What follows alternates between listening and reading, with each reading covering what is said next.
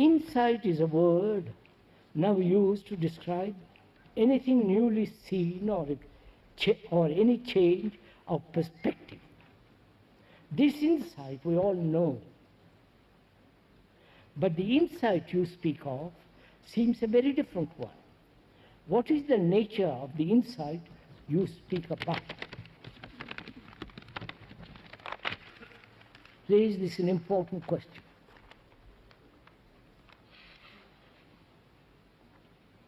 It will affect your daily life if you understood the insight.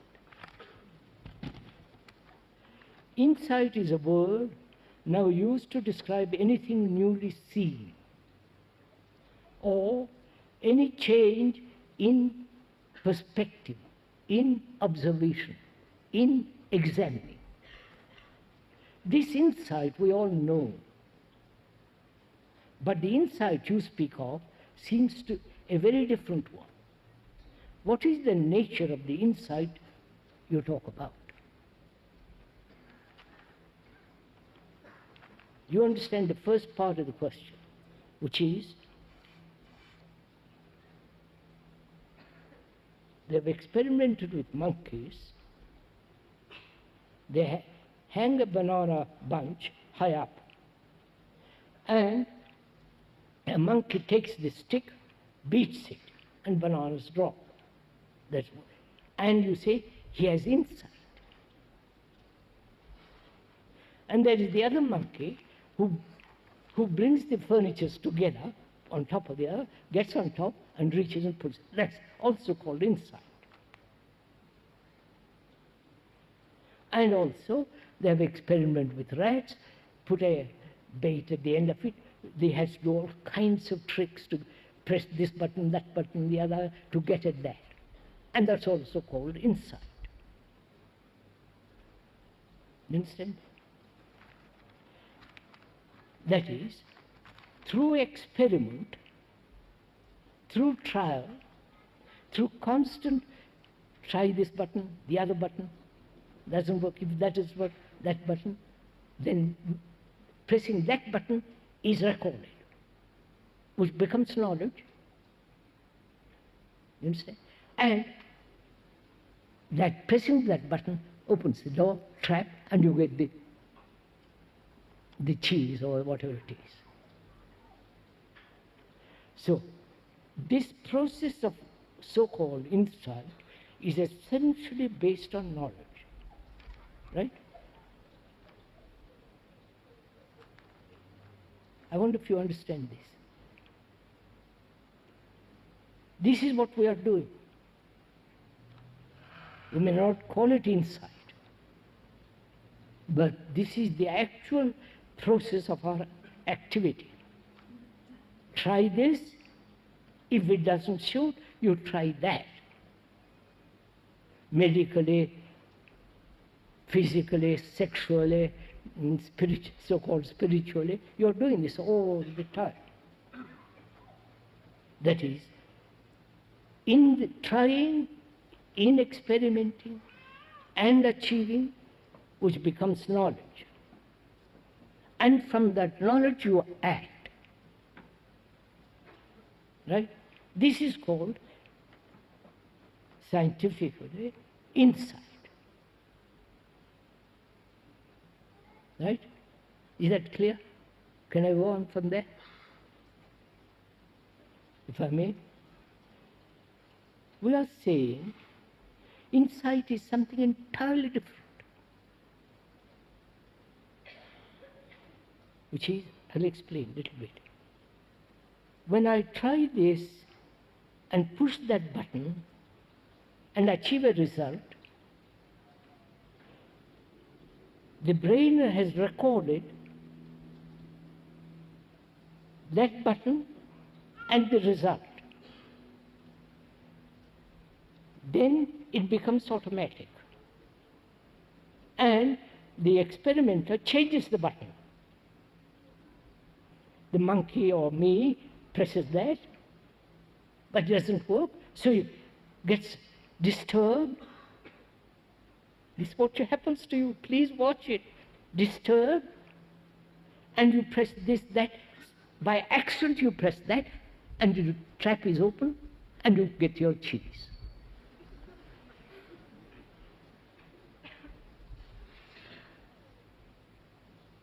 Right? So through experiment, through trial, you find a way of living which suits you, which is the cheese. And that is called insight.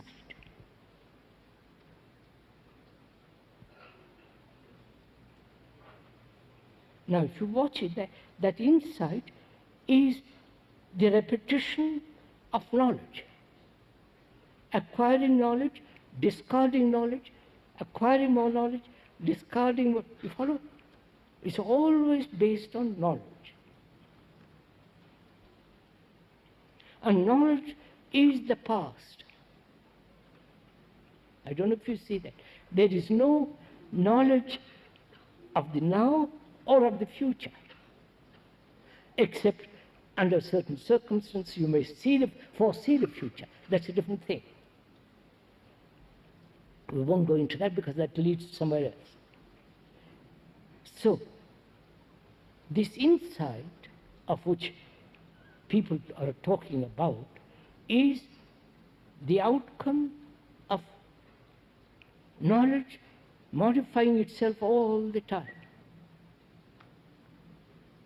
which is recorded in the brain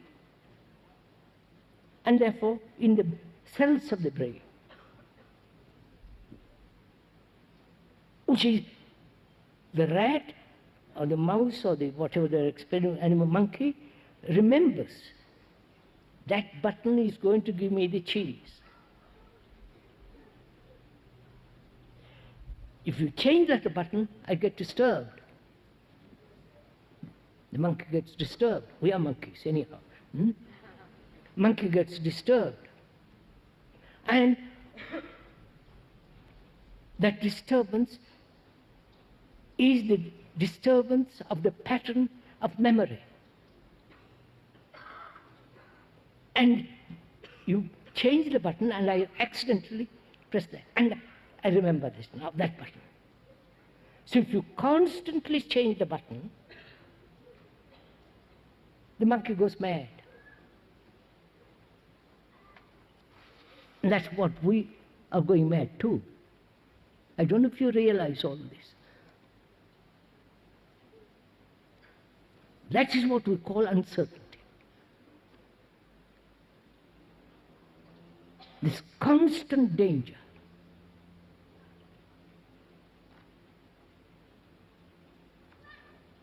As we said the other day, the scientists are saying by 2000, the earth will be almost uninhabitable.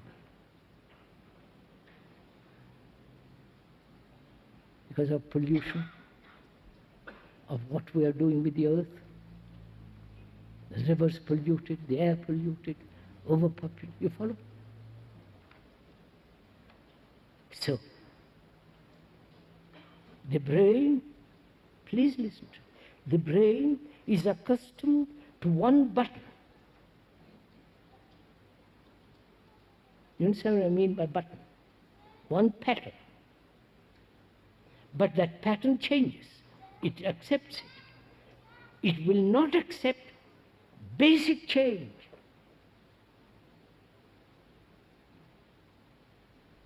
That means it doesn't know where it is. Like the monkey, if you keep on changing the buttons, it gives up.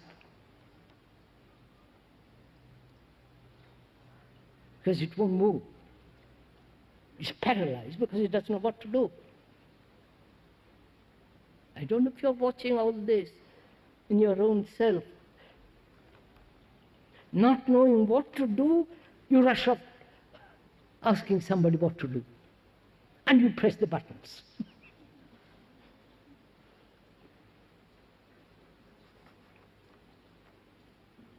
So this is very serious what we're talking about, isn't it? It isn't for just casual This is your life.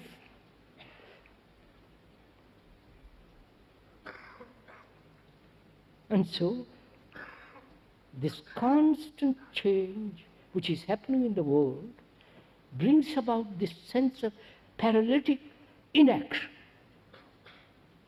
I can't do anything.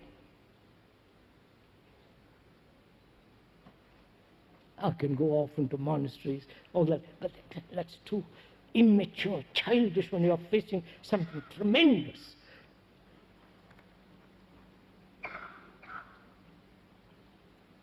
So we are saying, unless there is change, please listen to it, in the brain cells themselves, the mere pressing button is the same pattern repeated. You get the point? Unless the brain, which is composed of million, trillion, whatever, cells, is hay fever. Unless there is a radical change there, it will be repeating the old pattern, modifying itself, uncertain, insecure, paralyzing state of inaction, and being paralyzed, go off to ask somebody else. You follow the whole movement. This is what we are doing. So the question is, can that brain, which is common to all of us, can those brain cells change themselves? Change. Not operated, not hit on the head, not given new drugs, not enter into new states of scientific investigation, astrophysics instead of something else, and so on. You understood this? Really in depth, not just up here. Then the question arises, is it possible for the brain cells themselves to undergo a change? Otherwise we'll keep on repeating this pattern. Certainty, uncertainty, certainty, uncertainty, and keep on repeating that. The brain says, sorry, it goes off.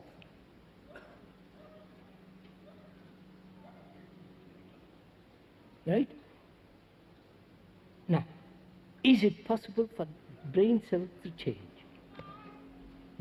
I've discussed this, the speaker has discussed this point with several scientists. Probably they'll come out a little later, which is, it can be changed. Don't accept my word for it.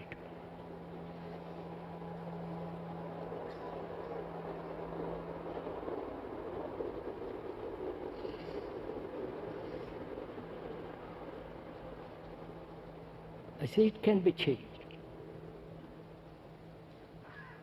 This movement from certainty to uncertainty, certainty to uncertainty, is a pattern of time. You're following all this? Exercise, keep moving so with me, with the speaker. I'm not putting you in. This is a movement of time. And the brain is used to that. That's why all these questions about enlightenment, discipleship, and all the rest of it, systems and all that, is accustomed to that. And we are saying, can that brain itself undergo radical change?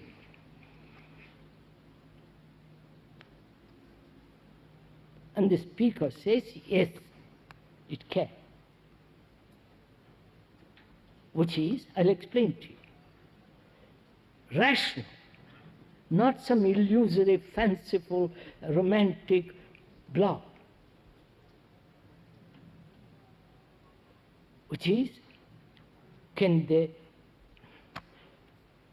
brain, the mind, And so the nerves, the whole of that, observe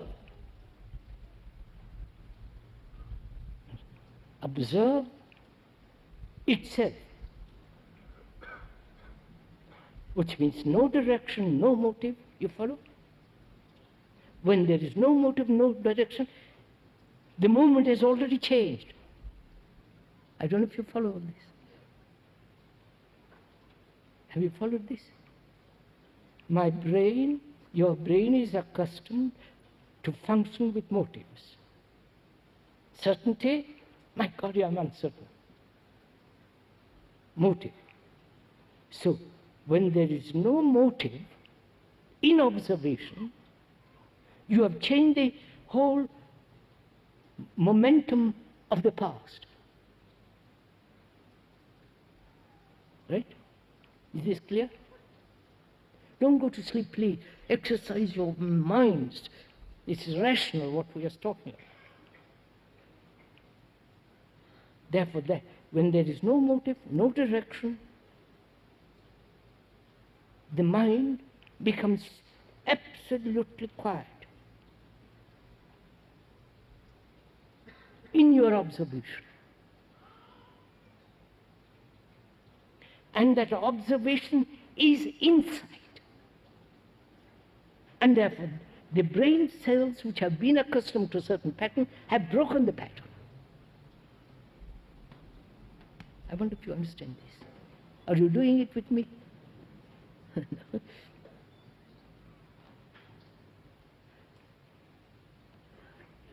Look, sir, let me put it that way, one way.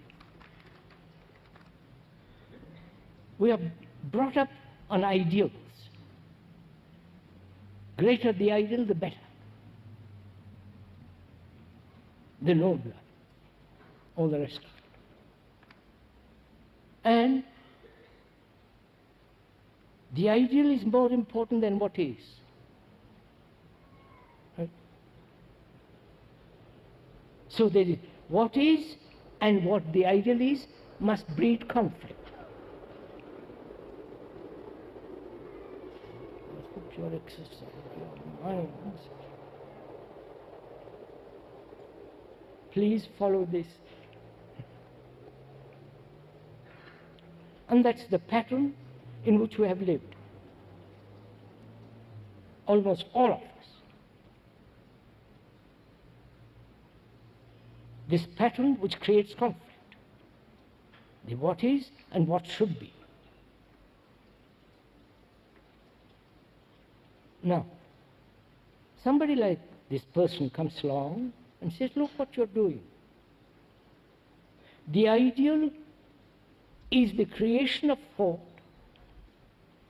in order to overcome the what is, or use the future as a lever to change what is.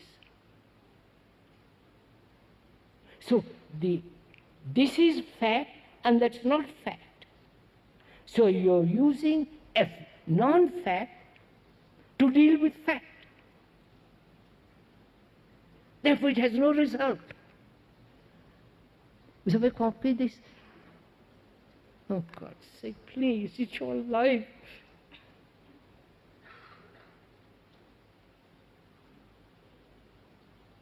You are trying to change what is, which is a fact, with non-fact, the ideal. Therefore, it can never change. You understand? This is so simple once you see it. So, the discarding the ideal, because it's valueless, and only the fact. That discarding the ideal has changed the pattern of the cell. Because it has lived in that pattern. And it has now broken.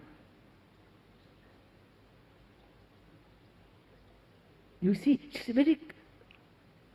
And you have lived, say, one has lived in the hope, I will gradually change. And when you see the gradualness means the same thing repeated, modified, repeated, modified, repeated, right? and therefore never basic change. So when you see that, the whole structure of the brain has changed. That is insight, not the repetition or the action of knowledge. This requires your, putting your blood into it.